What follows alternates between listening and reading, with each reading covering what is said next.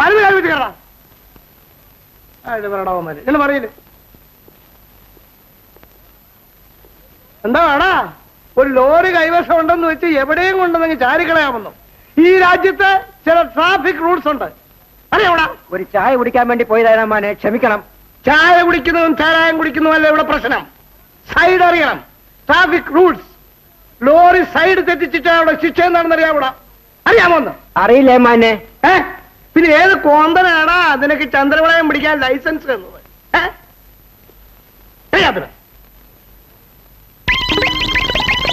പാരട്ട ഒഴിഞ്ഞ കീശയുമായിട്ട് വന്നിരിക്കുന്നു. പേരാവും പാരട്ട. ഇവരുടെ പേരില് ഒരു ചാർജ് ഷീറ്റ് തയ്യാറാക്കിയത്. ഒരു 500 രൂപ എല്ലാം കെട്ടിവെച്ചിട്ട് പൊക്കോട്ടെ. മദ്യപിക്കാനായിട്ട് പോയിരുന്നു എന്നൊരു ക്ലാസ് കൂടെ ചേർത്തനെ. പോകടാ.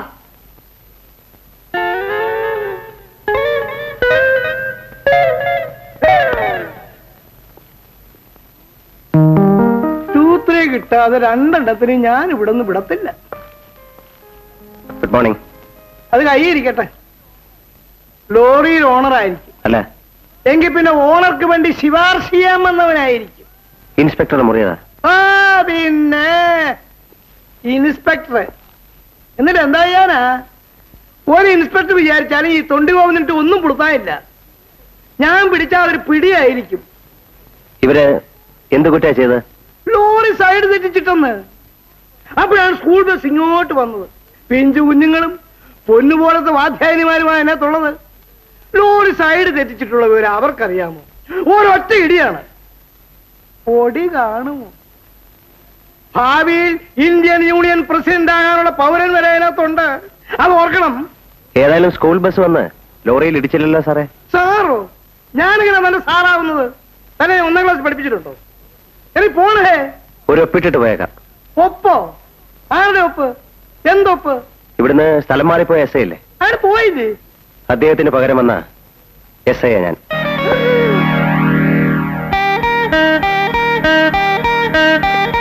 മേലെ സൈഡ് ഇടിച്ച് വണ്ടി എടുത്ത പൊയ്ക്കോ.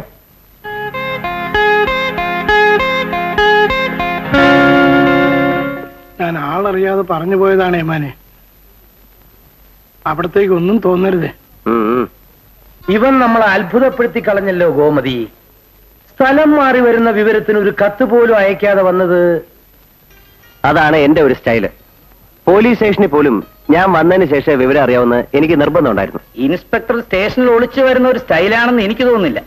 അത് നമ്മുടെ അഭിപ്രായമല്ലേ, മറ്റുള്ളവരെ സ്വീകരിക്കണമെന്ന് നിർബന്ധമൊന്നുമില്ലല്ലോ. അയ്യോ വഴക്കാക്കണ്ട, ഞാൻ വെറുതെ പറഞ്ഞതേ ഉള്ളൂ. ഗോമതി, നീയും ലേഖയും കൂടി ഇവന് കൊടുക്കാൻ വേണ്ടി നേരം വെളുക്കുന്നവരെ എന്താ ഉണ്ടാക്കിയത്? കുറച്ച് ഉണ്ണിയപ്പം ഉണ്ടാക്കുമായിരുന്നു ചേട്ടാ. ചേട്ടന് ഉണ്ണിയപ്പം വലിയ ഇഷ്ടമാണ് അച്ഛാ. അപ്പൊ ഞാൻ ഇന്ന് വരുന്നുള്ള വിവരം ഇവിടെ എല്ലാവർക്കും അറിയായിരുന്നോ? അതിന് എന്നെ നോക്കുന്ന എന്തിനോ? നീ ദിവസവും അവൾക്ക് കത്തെഴുതും, അവൾ അത് എന്നോട് പറയും, ഞാനത് ഇവരോട് പറയും. ഇവിടെ ആരെ വിളിക്കാനാ? അപ്പൊ നീയാണ് കാല് വാരിയത്. അതാണ് എന്റെ ഒരു സ്റ്റൈൽ. അമ്മാവന്റെ മകളായി പോയില്ലേ? പഠിത്തമൊക്കെ നിർത്തി വീട്ടിലിരുന്ന് ബോറടിക്കല്ലേ? ദിവസം ഓരോ കത്ത് എഴുതിയിട്ടേക്കാന്ന് കരുതി. പാവം, വല്ലതും വായിച്ചോണ്ടിരുന്നോട്ടെ എന്ന് കരുതി. അല്ലേ നീയാ? വരാതെ ഏട്ടാ, വരാതെ. പിന്നെ എനിക്കൊരു കാര്യം അറിയാനുണ്ട്. എന്താ? പഠിച്ചുകൊണ്ടിരുന്നപ്പോ പഠിത്തം കഴിയട്ടെ എന്ന് പറഞ്ഞു, പഠിത്തം കഴിഞ്ഞപ്പോ ഉദ്യോഗം കിട്ടട്ടെ എന്ന് പറഞ്ഞു, ഉദ്യോഗവും കിട്ടി. ഇനി എന്താ ഭാവം? നിന്റെ ഭാവം എന്താ അതെന്നറിയട്ടെ. എനിക്കിനി ഇങ്ങനെ നിൽക്കാൻ പറ്റില്ല. വേണ്ട, നീ ഇവിടെ ഇരുന്നോ. നിന്നോട് ആരെങ്കിലും നിൽക്കാൻ പറഞ്ഞോ? പിന്നെ കളിതമാശയൊക്കെ പോവും. ജയേട്ടന് ഒരു നോട്ടമുണ്ട്. ജയേട്ടന് നോട്ടോ? ആരെ? നിന്നെ? നിനക്ക് നോട്ടം ഉണ്ടോ? പിന്നെ വേറൊന്നും വേണ്ടേ? അതിരിക്കട്ടെ, ജയേട്ടന് നോട്ടം ഉണ്ടെന്ന് നിനക്ക് എങ്ങനെ മനസ്സിലായി? ആണിന്റെ നോട്ടം കണ്ട പെണ്ണിന് മനസ്സിലാവില്ലേ? ഓഹോ, പെണ്ണിന് അങ്ങനെ ഒരു സാമർഥ്യം ഉണ്ടോ? ശരി, എങ്കിൽ ഈ നോട്ടത്തിന്റെ അർത്ഥം എന്താന്ന് പറയാം. പറയട്ടെ? പൊന്നു മോളെ, കുട്ടിക്കാലം മുതൽ നമ്മൾ ഒരുമിച്ച് വളർന്നതാ, വേറെ ആരെയും നീ കെട്ടല്ലേടി മോളേന്ന്. ഒലക്ക വിഴുങ്ങി. എടി പെണ്ണെ ലേഖേ, നീ എന്നെ അല്ലാതെ വേറെ ആരെയെങ്കിലും കല്യാണം കഴിച്ചാൽ നിന്നെയും കൊല്ലും, ഞാനും ചാവും. അതായിരുന്നു അർത്ഥം. മനസ്സിലായോ? സുരേഷ്, അപ്പച്ചി വിളിക്കുന്നു, കാപ്പി കുടിക്കാനാ. ഈ അപ്പച്ചിമാരെ കൊണ്ട് തോറ്റല്ലോ.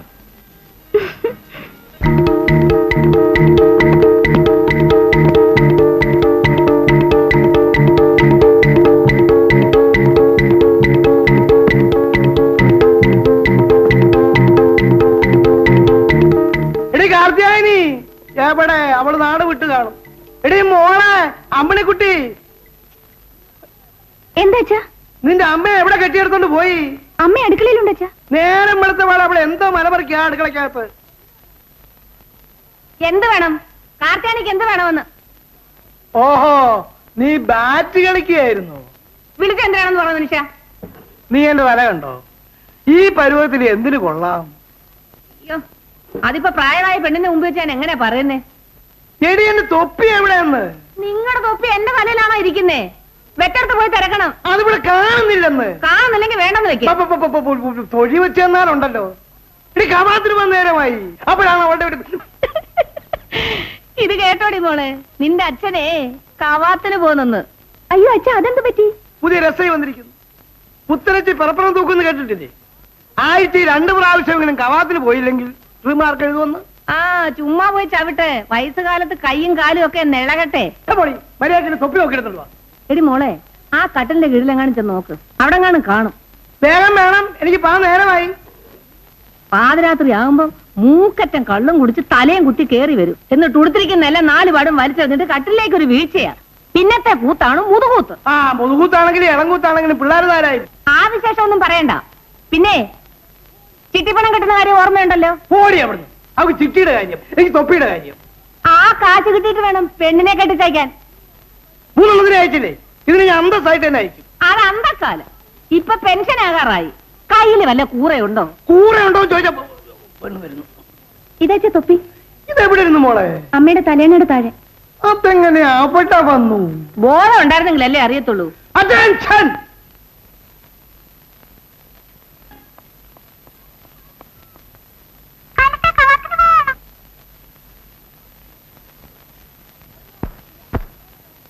അല്ല, നിന്റെ അമ്മയുടെ നായരെ കാണാൻ പോന്നു. എന്താ പ്രശ്നം? പിരിവ് കൊടുത്തു മുടിഞ്ഞു സാറേ. ഇന്നലെ വെള്ളപ്പൊക്കത്തിനാണെന്ന് പറഞ്ഞ് പിരിച്ചുകൊണ്ട് പോയി. ഇന്നത്തെ കിണർ കുഴിക്കാന്ന് പറഞ്ഞ് വന്നിരിക്കുന്നു. പിന്നെ തോട് കുഴിക്കാനാണോ? വെള്ളപ്പൊക്കം വന്നപ്പോ വെള്ളം മലീനവശമായി. എന്തായി? മലീനവശം, അതായത് അഴുക്ക്. വെള്ളമൊന്ന് ഇറങ്ങിയിട്ട് കിണർ കുഴിച്ചാ പോരെ? പോരെ സാർ, അതുവരെ പൊതുജനങ്ങൾ അങ്ങനെ വെള്ളം കുടിക്കാതെ കഴിയും. അപ്പൊ മലീനവസ്ഥന്റെ പേരെന്താ? ഗോപി. വെറും ഗോപിയല്ല സാർ, പിരിവൻ ഗോപി. പിരിവൻ ഗോപിയല്ല, പിരിവ് ഗോപി. പിരിവ് ഞങ്ങളുടെ ജനസേവനമാണ്. സേവിച്ചോ, പക്ഷെ എന്നും സേവിച്ചാ ഞങ്ങൾ ഒരുപ്പൊക്കായി പോവും. ഇങ്ങോട്ടിറങ്ങി, ഇങ്ങോട്ടിറങ്ങാൻ. ഇത് പിരിവിനുള്ള രസീത് ബുക്ക് ആയിരിക്കും. അതെ സാർ. നോക്കട്ടെ. ഇത് അച്ചടിപ്പിച്ചിട്ട് എത്ര വർഷമായി? വർഷമോ? കഴിഞ്ഞ ആഴ്ച അടുപ്പിച്ചല്ലേ സാർ? എന്നിട്ട് 1975 എഴുതിയ രസീതിന്റെ കൗണ്ടർ ഫോയില് ഇതിലുണ്ടല്ലോ. അത് പിന്നെ രാഷ്ട്രീയമല്ലേ സാർ, ചിലപ്പോ ചില തിരുമാറികളൊക്കെ കാണും. അത് ശരി. വേറെ രസീത് ബുക്ക് ഉണ്ടോ കയ്യില്? ഇല്ല സാർ. നോക്കട്ടെ. ഒന്ന് കിട്ടി, ഒന്നുകൂടെ കിട്ടി.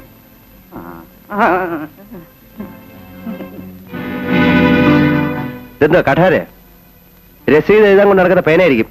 രാഷ്ട്രീയമാവുമ്പോ ശത്രുക്കൾ പലരും കാണും സാർ. പിരിവ് തരാത്തവരെയൊക്കെ തായത് കാണിച്ച് വരട്ടോ. ഇതുവരെ ഞാനിത് ഉറയിൽ നിന്ന് ഊരിയിട്ടില്ല സാർ. എന്നാ ഞാനൊന്ന് ഊരി നോക്കാം.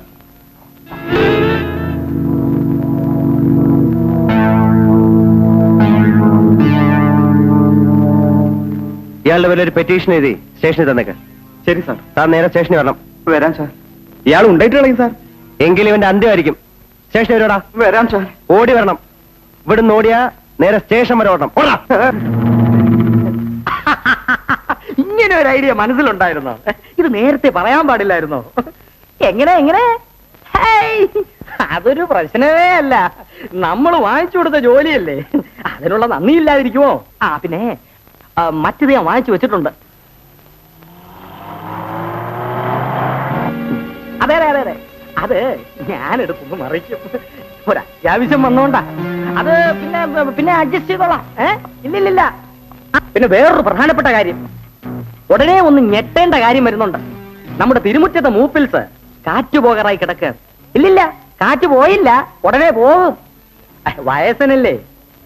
ഞാൻ അറിയിക്കാം. പിന്നെ ഹെലികോപ്റ്ററിൽ തന്നെ വന്നാ മതി. നമ്മുടെ ധാരാളം വോട്ടേഴ്സ് ഉള്ള വലിയൊരു തറവാടാണത്. വേണ്ട, ചത്തിട്ട് വന്നാ മതി. അതിന് മുമ്പേ വന്നാ നമ്മുടെ വില പോവും. എന്നാ വെക്കട്ടെ. Okay, thank you. ഹോം മിനിസ്റ്ററാ, ഞാന് നിങ്ങളെ ഒന്ന് കാണാൻ ഇറങ്ങിയതാ. ആ കൂട്ടത്തിൽ മിനിസ്റ്ററെ ഒന്ന് വിളിച്ചെന്നേ ഉള്ളൂ. ഇരിക്കെ. എനിക്ക് മനസ്സിലായില്ലല്ലോ. ആര്? എന്നെയോ? ഇദ്ദേഹമാണ് ശ്രീമാൻ നീരേറ്റുപുഴ നാരായണൻകുട്ടി. നീരേറ്റുപുരം അച്ഛന്റെ പേരായിരിക്കും. അല്ല, സ്ഥലപ്പേരാ. കോത്താഴം കഴിഞ്ഞ് അടുത്ത ഓ, കേട്ടിട്ടുണ്ട്. നീരേറ്റുപുരം നാരായണൻകുട്ടി, ഹോം മിനിസ്റ്ററുടെ വലങ്കൈ അല്ലേ? യാ യാ. എനിക്ക് മുമ്പ് ഇവിടെ ഇരുന്ന സബ് ഇൻസ്പെക്ടറെ പൊക്കിയത് സാറായിരുന്നു അല്ലേ? യെസ്. അയാളെ പൊക്കാതിരിക്കാൻ വേണ്ടി ഞാൻ വളരെയേറെ ക്ഷമിച്ചു നോക്കി. സമ്മതിക്കില്ലെന്ന് പറഞ്ഞാൽ എന്ത് ചെയ്യും? അയക്കൊരു സൂക്കേടുണ്ട്. ഭരണകക്ഷിക്കാരുടെ ആളാണെന്ന് പറഞ്ഞാൽ കൂടുതലടി, പ്രതിപക്ഷം എന്ന് പറഞ്ഞാൽ കുറച്ചിടി. അത് കൊള്ളാമല്ലോ. പല പ്രാവശ്യം വാർണിംഗ് കൊടുത്തു, ഞാൻ പൊക്കുവേ പൊക്കുവേ എന്ന്. കേട്ടില്ല. അവസാനം ഹോം മിനിസ്റ്റർ വിളിച്ചു പറഞ്ഞു പൊക്കിക്കോ. ദേ തൂക്കിയെടുത്ത് വണ്ടം മേട്ടിലേക്ക് ഒരു എറിയും കൊടുത്തു. അവിടെ കട. ഞാൻ കേട്ടിട്ടുണ്ട്. സാറിപ്പോ ഇവിടെ വിശേഷിച്ച് ഞങ്ങളുടെ ഒരാളിനെ ഇന്നലെ നിങ്ങൾ കസ്റ്റഡിയിൽ എടുത്തു എന്നറിഞ്ഞു. വിട്ടുകളാ. ആളാരാണാവോ? അകത്ത് കിടക്കുന്ന ആള് തന്നെ. ഞങ്ങളുടെ ഒരു സ്ട്രോങ് വർക്കറാ ശേഖരൻ. അവന്റെ പേരില് ഞാൻ ഒരു കേസ് ചാർജ് ചെയ്തിരിക്കുകയാണ്. കേസോ? എന്തിന്? 4 കൂടിയ കവലയെന്ന് പെണ്ണുങ്ങളെ കമന്റ് അടിച്ചതിന് ഇന്ന് കോടതി ഹാജരാക്കും. അപ്പൊ ഒരു വക്കീലിനെ കൊണ്ടുവന്നാല് ജാമ്യത്തിൽ ഇറക്കിക്കൊണ്ടുപോവാ. അതാണ് നിയമം. കോടതി നിയമമൊക്കെ കളയണം മിസ്റ്റർ. ഇതേ ഹോം മിനിസ്റ്ററുടെ പ്രശ്നമാ. സാറിന്റെ അച്ഛന്റെ പേരെന്താ? കുഞ്ഞിരാമൻ. മിസ്റ്റർ കുഞ്ഞിരാമന് ശ്രീധനം കിട്ടിയ വകയാണോ ഈ കോടതി നിയമമൊക്കെ? നിങ്ങൾ എന്റെ തന്തയ്ക്കാണ് പറഞ്ഞത്. കുഞ്ഞിരാമൻ തന്റെ തന്താണെന്നല്ലേ പറഞ്ഞേ? നിങ്ങളുടെ മുൻഗാമിയുടെ കഥ മറക്കരുത്. വണ്ടമ്മേട് അല്ലേ? സാറൊന്ന് എഴുന്നേറ്റെ കാണട്ടെ. കാണാൻ എന്തോന്ന്? എഴുതേക്കണോ? എന്നോടാണോ? ഞാൻ ഇവിടെ ഇരിക്കുന്നിടത്തോളം കാലം മിനിസ്റ്ററുടെ പേരും പറഞ്ഞ് പോലീസ് സ്റ്റേഷൻ ഭരിക്കാൻ വന്നാൽ ചവിട്ടി എന്റെ നട്ടൽ ഒടിച്ചോളെ. മനസ്സിലായി. മനസ്സിലായെന്ന്? മനസ്സിലായേ. മേലാൽ ഈ കോമ്പൗണ്ടിൽ കടക്കുകയോ ഈ ഫോണിൽ തൊടുകയോ ചെയ്താൽ എന്ത് ചെയ്യും? കൈ വെട്ടിക്കളയും. ഉഹും. കൈയും കാലും വെട്ടിക്കളയും. അല്ല, നിന്റെ മുടിയും പുരിയും മീശയും അടിച്ചളഞ്ഞിട്ട് തൂക്കിയെടുത്ത് ലോക്കപ്പിലിടും. മനസ്സിലായോ? ആയേ. വാ, കൈ രണ്ട് നില വെക്ക്. വലത്തെ കാലം വെക്ക. വലത്തെ കാലം വെക്കണം. ശേഷം കഴിയുന്നതിന് വരെ ഒറ്റക്കാലം ഞൊണ്ടിപ്പോ. Diary diary.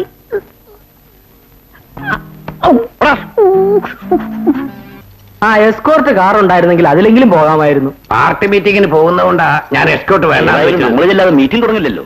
അല്ല, ശിക്ഷയായി പോയി. മിനിസ്റ്റർ ഇല്ലാതെ പാർട്ടി മീറ്റിംഗോ? എന്താണക്കപ്പാ, വല്ല രക്ഷയുണ്ടോ? വർക്ക്ഷോപ്പിൽ കൊണ്ടുപോകേണ്ടി വരുമെന്നാ തോന്നുന്നത്. പക്ഷെ വർക്ക്ഷോപ്പിൽ എങ്ങനെ എത്തിക്കും? കെട്ടിവലിച്ചോണ്ട് പോണ്ടേ? എനിക്കതല്ല. ഈ രാജ്യത്തെ ഒരു മന്ത്രി ബ്രേക്ക് ഡൗൺ ആയി കിടന്നിട്ട് തിരിഞ്ഞു നോക്കാൻ ഒരു പട്ടിയെങ്കിലും ഉണ്ടോ നോക്കി. ഇക്കണക്കിന് പാവം ഗവർണറുടെ സ്ഥിതി എന്തായിരിക്കും? നിങ്ങളുടെ അനുഭാവികൾ കുറെ ഇവിടെയൊക്കെ കാണണമല്ലോ.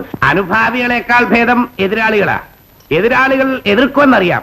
അനുഭാവികൾ തരം കിട്ടിയാൽ കാല് വരാൻ നോക്കും. സാറേ, ഇതുപോലൊരിക്കൽ ഞാനും നമ്മുടെ മറ്റേ മന്ത്രിയും കൂടി അദ്ദേഹത്തിന്റെ ബെൻസിലൊന്ന് യാത്ര ചെയ്തു.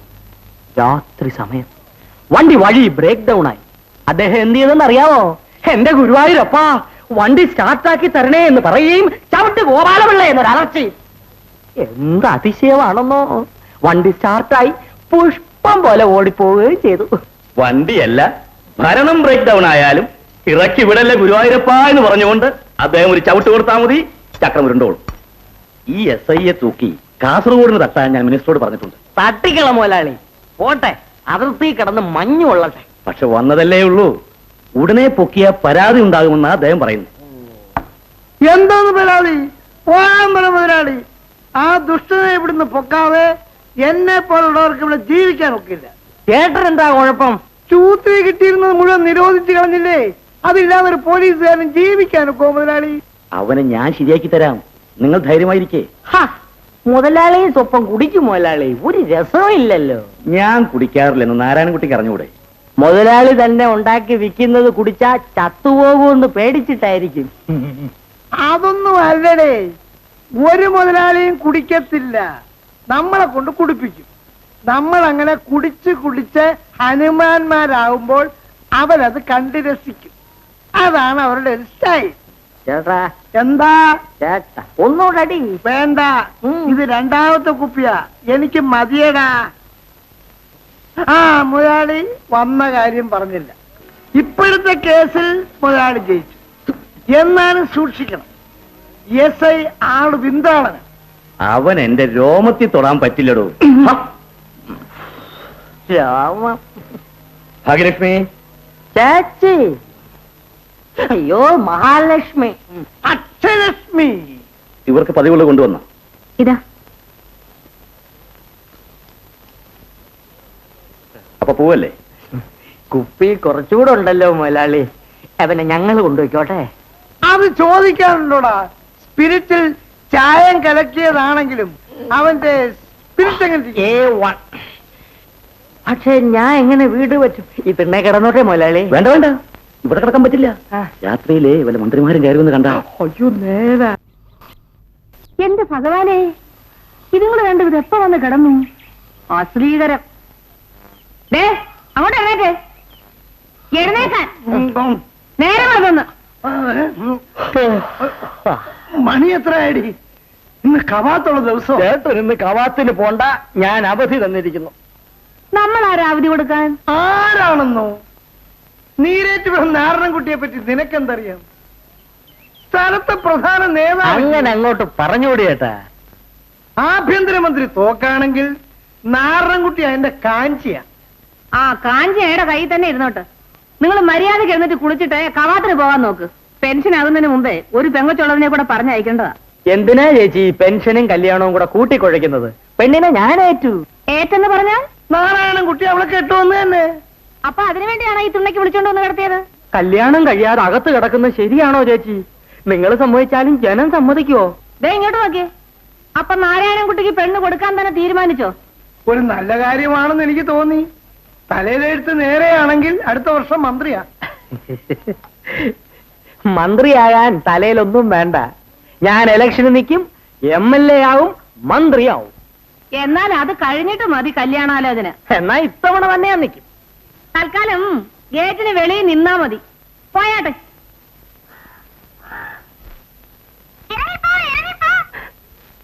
എവിടെന്ന് കിട്ടിയേട്ടാ ഈ പുള്ളിനെ? എന്ത് പറയാനാ? ഒരു കള്ളന്റെ വീട്ടിൽ തൊണ്ടിയെടുക്കാൻ ചെന്നപ്പോ എന്റെ ഗതികേടിന് ഞാൻ ചൂണ്ടിക്കൊണ്ട് പോന്നതാ. സർവ്വ എടപ്പാളത്തിനും അവൻ പഠിപ്പിച്ചു വെച്ചിട്ടുണ്ട്. പോരാത്തത് ചേട്ടനും പഠിപ്പിച്ചു കാണും. വന്നു ചേർന്ന് എടപ്പാളികളെ ആക്ഷേപിക്കുന്നു എന്ന് മാത്രമല്ല, ഇപ്പൊ അത് എന്നെ ആക്ഷേപിച്ചു തുടങ്ങിയിരിക്കുന്നു. എനിക്ക് തന്തയ്ക്ക് വിളിക്കാനേ നേരമുള്ളൂ. എന്നാ ഞാനും കൂടി ഒന്ന് വിളിച്ചേക്കാം. എടാ എരപ്പാളി, ദേ ഈ രേഖയാണ് ഭാഗ്യരേഖ. ഇംഗ്ലീഷിൽ ഇതിനെ മിസ് ഫോർച്യൂൺ ലൈൻ എന്ന് പറയും. നമ്മുടെ ജീവിതത്തിലെ ജയാപജയങ്ങൾ കാണിക്കുന്നത് ഈ ലൈനാണ്. നിങ്ങളുടെ കയ്യിലെ ഭാഗ്യരേഖ നല്ല തെളിഞ്ഞതാണ്. പക്ഷേ ഇവിടെ ഒരു കട്ടുണ്ട്. അതിനെ പ്രതിബന്ധം എന്ന് പറയും. 2 വയസ്സിനും 22 വയസ്സിനും ഇടയ്ക്ക് എന്തെങ്കിലും സംഭവങ്ങൾ നടന്നിട്ടുണ്ടോ? ഉണ്ട്, എനിക്കുണ്ട്. അവനാണ് പ്രതിബന്ധം. അത് തരണം ചെയ്തിരിക്കുന്നു. ഇനി അങ്ങോട്ട് വാണം വിട്ട പോലെ കയറ്റമാണ്. സാറോ? അയ്യോ സാറാണോ? ഇതെന്ന് തുടങ്ങി? തുടങ്ങിയതല്ല, ഞങ്ങൾ പരമ്പരയായിട്ട് ജ്യോത്സ്യന്മാരാ. പിന്നെ സ്വപ്പ രാഷ്ട്രീയം നോക്കിയെന്നേ ഉള്ളൂ. സാർ ഇവിടെ? ഞാൻ തൽക്കാലം അടുത്ത മുറി താമസിന് വന്നിരിക്കേ. എന്നാ സാർ മുറിയിലിരുന്നാട്ടെ, ഞാൻ ഈ കേസ് കെട്ടുകളെ ഒന്ന് പറഞ്ഞയച്ചിട്ട് വരാം. ഓ സാറ് ക്ഷമിക്കണം. ഞാൻ അന്ന് സാറിനെതിരായിട്ട് മുദ്രാവാക്യം വിളിച്ചത് എന്റെ പാർട്ടി പറഞ്ഞതുകൊണ്ടായിരുന്നു. അവസാനം ആ പാർട്ടി തന്നെ എന്നെ ടാങ്കിൽ അടിച്ചു. കാര്യം? സദാചാര വിരുദ്ധം. മനസ്സിലായില്ല. എന്റെ പൊന്ന് സാറേ, ഞാൻ ഒരു പെങ്കൊച്ചുമായിട്ട് ലോഹ്യത്തിലായിരുന്നു. ഇടയ്ക്കിടയ്ക്ക് അവിടെ വീട്ടിൽ പോയി കിടക്കുമായിരുന്നു. കയ്യിൽ കിട്ടുന്നതിന്റെ പങ്ക് കൊടുക്കുമെന്നും കണ്ടോ. അങ്ങനെ കഴിയുമ്പോ പാർട്ടിയിലെ ചില പ്രമാണിമാരവളെ നോട്ട് വിട്ടു. എന്നിട്ട് ഞാൻ പല്ലും നഖവും കൊണ്ട് എതിർത്തു. അതിനവരെന്ത് ചെയ്തെന്നറിയാവോ? ഒരു രാത്രി കുറെ ചോട്ടാ നേതാക്കളെ കൊണ്ടുവന്ന് അവിടെ വീട്ടിൽ നിന്ന് എന്നെ പിടിച്ചിറക്കി എന്റെ പല്ലും നഖവും പറിച്ചു കളഞ്ഞു. അതായത് എന്നെ പൊതിരെ തല്ലി. പിറ്റേന്ന് പാർട്ടി ഡിസ്മിസ്. അടുത്ത ആഴ്ച ഞാൻ അവളെ രജിസ്റ്റർ കല്യാണം കഴിക്കാൻ ഇരിക്കുവായിരുന്നു സാറേ. അതിനുശേഷം കണ്ടുപിടിച്ച പുതിയ സേവന മാർഗമായിരിക്കും ഇത്. എന്ത് ചെയ്യാൻ സാർ, 1 മുഴം വയറില്ലേ, ജീവിക്കണ്ടേ. ഈ പുതിയ തൊഴിൽ എങ്ങനെ ഇരിക്കുന്നു? ആരുടെയും തല്ലുകൊള്ളില്ല സാറേ. പിന്നെ മറ്റേതുപോലെ ഈ പുറം വരവൊന്നും കിട്ടില്ല. ജോത്സരെ, ഏതോ പുതിയ പാർട്ടി വന്നിട്ടുണ്ട്, വല്ലതും തടയുമെന്ന് നോക്കട്ടെ.